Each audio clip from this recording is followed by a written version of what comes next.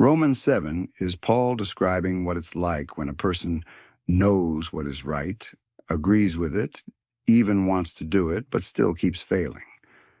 The problem is not ignorance. The problem is that the person is trying to live by rules while still being driven by the same old self-centered priorities. So when there is a real cost, those older priorities win. That creates the cycle. I should do this. I will try. I failed again. That is the frustration Paul's describing. So is this a saved person? The better answer is no, not in the sense of someone living in the freedom Paul talks about elsewhere.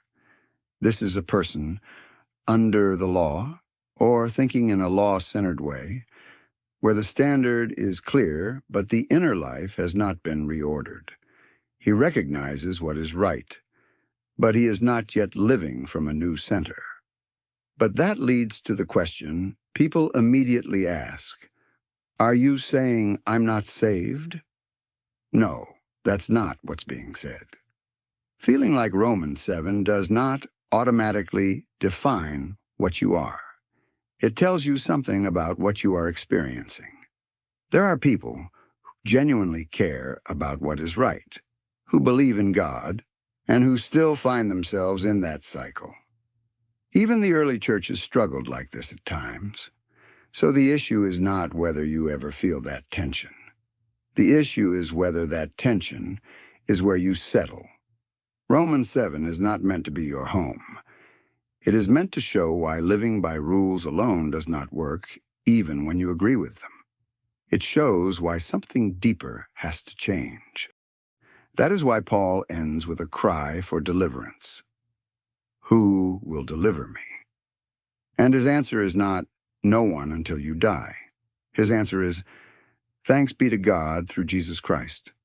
So is there a real way out of that cycle? Yes. The way out is not more rules or more pressure. It is a change in what drives you. Through Christ, a person comes to see himself truthfully, sees that God is actually good and trustworthy, and begins to shift from living for himself to living in response to God and for others. That begins to break the cycle. So instead of asking, do I still struggle? The better question is something in me actually changing?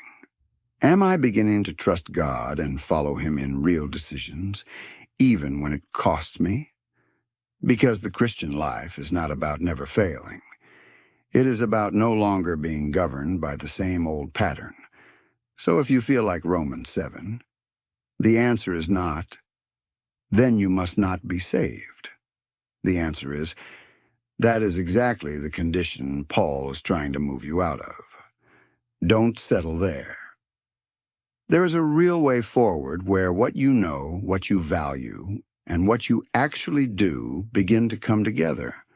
Not perfectly overnight, but genuinely. And that is the direction Paul is pointing you toward.